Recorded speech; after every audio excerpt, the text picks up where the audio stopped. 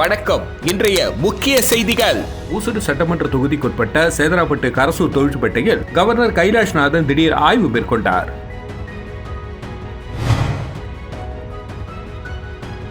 அண்டை மாநிலங்களை விட புதுச்சேரியில் மின் கட்டணம் குறைவாக உள்ளதாகவும் அரசியல் காழ்ப்புணர்ச்சியால் இந்தியா கூட்டணி பந்த் போராட்டம் அறிவித்திருப்பது தேவையற்றது என என்ஆர் காங்கிரஸ் விமர்சனம் செய்துள்ளது.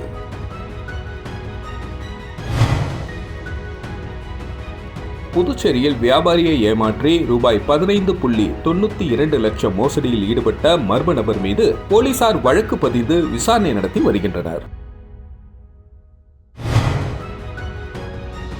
புதுச்சேரியில் ஊர்காவல் படையினருக்கான தினக்கூலி ரூபாய் 29 உயர்த்தப்பட்டு அறிவிப்பு வெளியிடப்பட்டுள்ளது.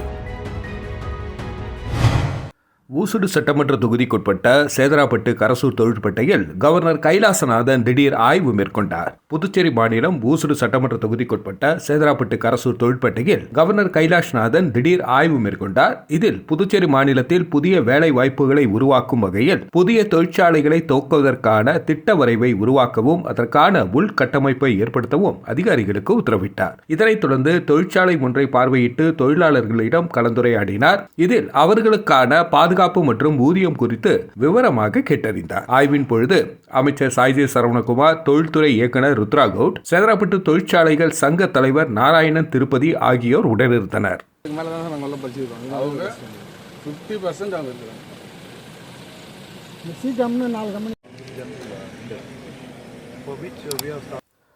அண்டை மாநிலங்களை விட புதுச்சேரியில் மின் கட்டணம் குறைவாக உள்ளதாகவும் அரசியல் காழ்ப்புணர்ச்சியால் இந்தியா கூட்டணி பந்த் போராட்டம் அறிவித்திருப்பது தேவையற்றது என என்ஆர் காங்கிரஸ் விமர்சனம் செய்துள்ளது. புதுச்சேரி சட்டப்பேரவை வளாகத்தில் என்ஆர் காங்கிரஸ் அமைச்சர்கள் மற்றும் சட்டமன்ற உறுப்பினர்கள் கூட்டாக செய்தியாளர்களை சந்தித்தனர். அப்பொழுது பேசிய அமைச்சர் லட்சுமி நாராயணன், போக்குவரத்து நெரிசலை குறைக்க ராஜீவ்காந்தி சிலை சந்திப்பில் இருந்து மேம்பாலம் அமைக்கவும், கடலூர் சாலையை சிமெண்ட் சாலையாக்கவும், சாலை விரிவாக்கத்திற்கும் நடவடிக்கை எடுக்கப்பட்டுள்ளது எனவும், ஆசிய வங்கி மூலம் 4700 கோடி பெற்று புதிய சாலை ஏரிகள் சீரமைப்பு ஆகிய திட்டங்கள் மத்திய அரசு அனுமதியுடன் செயல்படுத்தப்பட உள்ளன எனவும், தமிழகம், ஆந்திரா, கேரளத்தை விட புதுவையில் மின் கட்டணம் குறைவாகவே உள்ளது எனவும், புதுவை அரசு மக்கள் பாதிக்கப்படக்கூடாது என்பதற்காகவே மின்சார மானியம் அறிவித்துள்ளது. எனவே அரசியல் காழ்ப்புணர்ச்சியால் இந்தியா கூட்டணி கட்சியினர் போராட்டத்தை அறிவித்திருப்பது தேவையற்றது என்றார் அவர். பாண்டி மெரினாவில் சட்ட விதிகள் மீறப்பட்ட புகார் குறித்து விசாரணை நடத்தி நடவடிக்கை எடுக்கப்படும் என்றார். பேட்டியின் பொழுது பேரவை துணைத் தலைவர் ராஜவேலு, சட்டமன்ற உறுப்பினர்கள் ஏகேடி ஆறுமுகம், லட்சுமிகாந்தன், ரமேஷ், பாஸ்கர் உள்ளிட்டோர் உடனிருந்தனர்.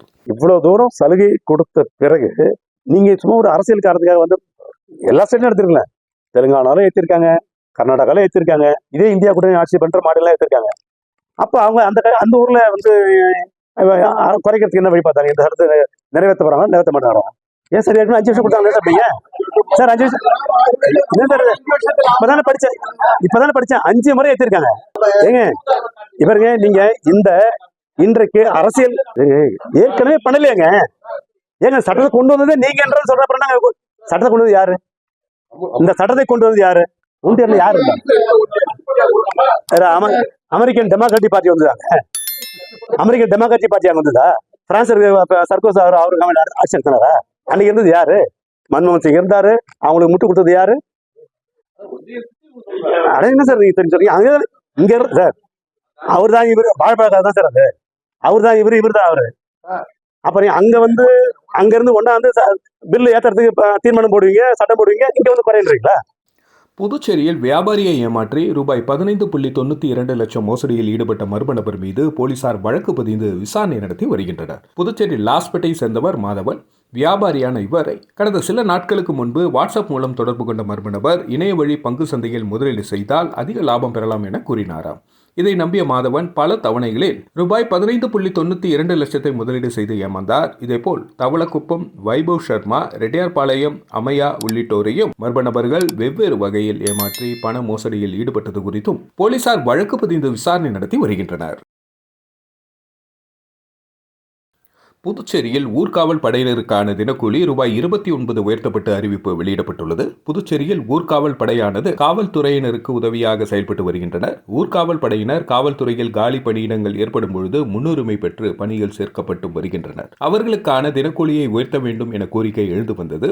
அதை பரிசீலித்து நடவடிக்கை எடுப்பதாக முதல்வர், உள்துறை அமைச்சர் ஆகியோர் தெரிவித்தனர். இந்த நிலையில் ஊர்காவல் படையினருக்கான தினக்கூலியை ரூபாய் 1056 என்பதிலிருந்து ரூபாய் 1085 உயர்த்தி உள்துறை சார்பு செயலர் ஹிரண் உத்தரவிட்டுள்ளார். இந்த ஊதிய உயர்வானது கடந்த ஜனவரி முதல் செயல்பாட்டிற்கு வருவதாகவும் குறிப்பிடப்பட்டுள்ளது.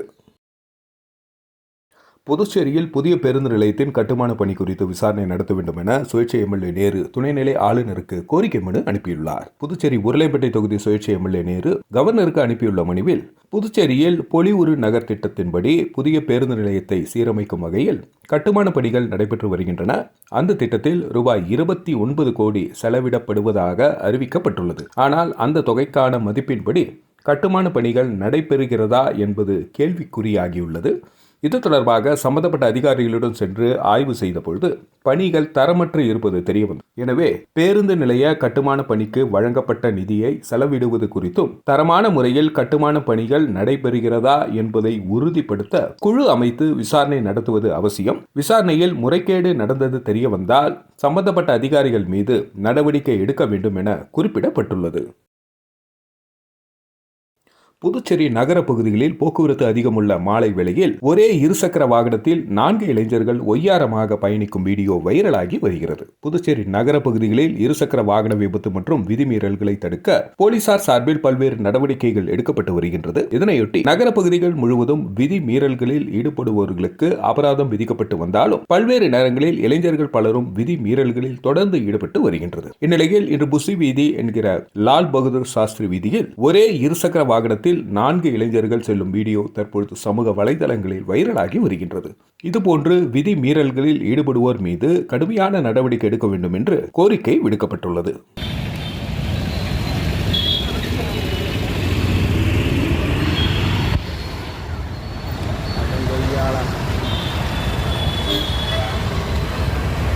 வில்லியனூரில் இயங்கி வந்த ஆதி திராவிடர் மாணவியர் விடுதி ஒரு சில வாரங்களில் செயல்பாட்டுக்கு வரும் என்றும் 1 முதல் கல்லூரி மாணவிகள் வரை தங்கி படிக்க விண்ணப்பிக்கலாம் என ஆதி திராவிடர் நலத்துறை இயக்குநர் இளங்கோவன் தெரிவித்துள்ளார். புதுச்சேரி வில்லியனூர் கண்ணகிப்பள்ளி அருகே ஆதி திராவிடர் மற்றும் பழங்குடியினர் நலத்துறை சார்பில் மாணவியர் விடுதி இயங்கி வந்தது. கடந்த 2021ஆம் ஆண்டு கொரோனா பரவல் காரணமாக மாணவியர் விடுதி மூடப்பட்டது.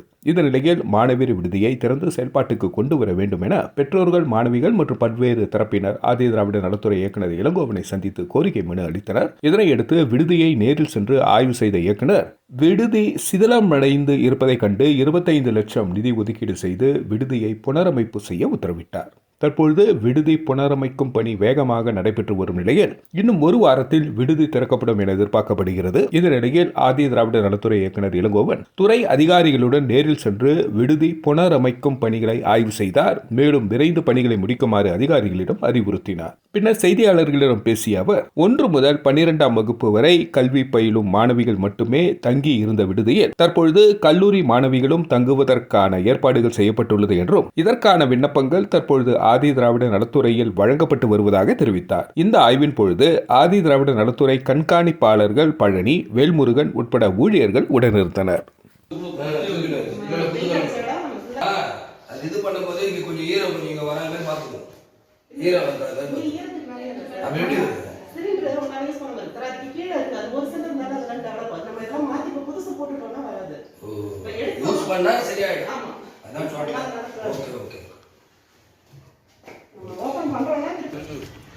ஸ்டெபிலிட்டி சர்டிஃபிகேட் வைக்க சொல்லிருக்கோம். நம்ம இதிலே பண்ணலாமா? தடை செய்யப்பட்ட சுருக்குமடி வலைகளை பயன்படுத்துவோரின் படகுகள் பறிமுதல் செய்யப்படும் என புதுவை மீன்வளத்துறை எச்சரிக்கை விடுத்துள்ளது. புதுவை மீன்வளத்துறை இயக்குநர் இஸ்மாயில் வெள்ளிக்கிழமை வெளியிட்டுள்ள செய்திக்குறிப்பில் சுருக்குமடி வலையை பயன்படுத்தி மீன் பிடிக்கும் புதுவை மீனவர்களுக்கு உச்சநீதிமன்றம் பல்வேறு நெறிமுறைகளை வகுத்துள்ளது. புதுவை மீனவர்கள் எவ்வித கட்டுப்பாடும் இன்றி தமிழக பகுதியில் 5 நாட்டிக்கல் மைல் பகுதிகளில் அத்துமீறி சுருக்கு வலைகளை பயன்படுத்துகின்றனர். அதனால் சட்டம் ஒழுங்கு பிரச்சனை ஏற்படுவதாக மீன்வளத்துறைக்கு புகார்கள் வந்துள்ளன. எனவே புதுவையில் புதுச்சேரியில் சுருக்கு வலை பயன்படுத்தி மீன் பிடிப்போர் மீது கடுமையான நடவடிக்கை எடுக்கப்படும். மேலும் மீனவர்களின் வலைகள், படகுகள் பறிமுதல் செய்யப்படும். உச்ச நீதிமன்ற நிபந்தனைகளுக்கு உட்பட்டு மீனவர்கள் மீன்பிடி தொழிலை மேற்கொள்ள வேண்டும் என குறிப்பிடப்பட்டுள்ளது. ஊசுடு சட்டமன்ற தொகுதிக்குட்பட்ட பத்துக்கண்ணு சட்டமன்ற உறுப்பினர் அலுவலகத்தில் அமைச்சர் சாய்ஜே சரவணகுமார் தலைமையில் பாஜக ஆலோசனை கூட்டம் நடைபெற்றது. புதுச்சேரி மாநிலம் ஊசுடு சட்டமன்ற தொகுதிக்குட்பட்ட பத்துக்கண்ணு சட்டமன்ற உறுப்பினர் அலுவலகத்தில் ஆதி திராவிட நலத்துறை அமைச்சரும் தொகுதியின் சட்டமன்ற உறுப்பினருமான சாய்ஜே சரவணகுமார் தலைமையில் தொகுதி வளர்ச்சிப் பணிகள் மற்றும் பாஜகவில் அதிக அளவில் உறுப்பினர்கள் சேர்ப்பது குறித்த ஆலோசனை கூட்டம் நடைபெற்ற இந்த ஆலோசனை கூட்டத்தில் தொகுதி ஒருங்கிணைப்பாளர் சாய்ஜே தியாகராஜன், தொகுதி தலைவர் ஐயனார் உட்பட நிர்வாகிகள் பங்கேற்றனர். கூட்டத்தில் ஊசுடு தொகுதியில் பாஜகவில் அதிக உறுப்பினர்களை சேர்ப்பது எனவும் பொதுமக்களிடம் நடைபெற்ற பணிகள் குறித்து எடுத்துரைப்பது எனவும் மேற்கொண்டு ஏதேனும் பணிகள் இருப்பேன் அதை செய்து கொடுப்பது, அத்தியாவசிய பணிகள் ஏதேனும் இருப்பேன் அதையும் கண்டறிந்து செய்து கொடுப்பது போன்றவை விவாதிக்கப்பட்டது. புதுச்சேரி முத்தியால்பேட்டை ஸ்ரீ லட்சுமி ஹயகிரீவர் பெருமாள் திருக்கோவிலின் 53வது பிரம்மோற்சவ விழாவினையொட்டி ஹயகிரீவர் பெருமாள் சூர்ணோதட்சவம் கோரகத்தில் எழுந்தருளி பக்தர்களுக்கு காட்சியளித்தார். புதுச்சேரி முத்தியால்பேட்டை ராமகிருஷ்ண நகர் பகுதியில் அமைந்துள்ளது ஸ்ரீ லட்சுமி ஹயகிரீவர் திருக்கோவில். இந்த திருக்கோவிலில் எழுந்தருளியுள்ள ஸ்ரீ லட்சுமி ஹயகிரீவர் பெருமாளுக்கு 53வது பிரமோற்சவ விழா 7ஆம் தேதி கொடியேற்றத்துடன் தொடங்கியது. தினம்தோறும் ஹயகிரீவர் பல்வேறு வாகனங்களில் எழுந்தருளி பக்தர்களுக்கு காட்சியளித்து வருகின்றார். இதனைத் தொடர்ந்து பல்வேறு வண்ண மலர்களால் அலங்கரிக்கப்பட்ட ஹயகிரீவர் பெருமாளுக்கு சோடாட்சி தீபாரதனை காட்டப்பட்டு மின் விளக்குகளால் அலங்கரிக்கப்பட்ட சூர்ணோதட்சவம் கோரகத்தில் திருவிதி விழா நடைபெற்று வருகிறது. இதில் பக்தர்கள் பலரும் பங்கேற்று ஹயகிரீவர் பெருமாளை வழிபட்டு சென்றனர்.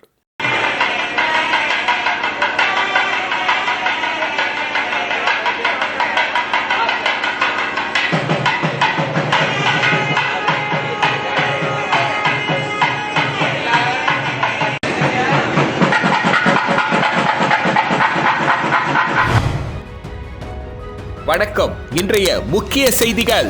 ஊசுடு சட்டமன்ற தொகுதிக்குட்பட்ட சேதராப்பட்டு கரசூர் தொழிற்பேட்டையில் கவர்னர் கைலாஷ்நாதன் திடீர் ஆய்வு மேற்கொண்டார்.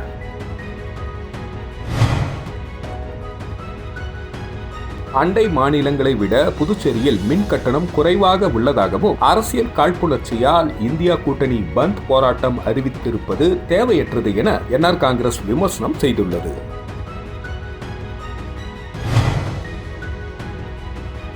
புதுச்சேரியில் வியாபாரியை ஏமாற்றி ரூபாய் 15.92 லட்சம் மோசடியில் ஈடுபட்ட மர்ம நபர் மீது போலீசார் வழக்கு பதிந்து விசாரணை நடத்தி வருகின்றனர். புதுச்சேரியில் ஊர்காவல் படையினருக்கான தினக்கூலி ரூபாய் 29 உயர்த்தப்பட்டு அறிவிப்பு வெளியிடப்பட்டுள்ளது. செய்திகளை துல்லியமாக தெரிந்து கொள்ள கிரியேட்டிவ் மீடியா நியூஸ் யூடியூப் சேனலை சப்ஸ்கிரைப் செய்து கொள்ளுங்கள். வணக்கம்.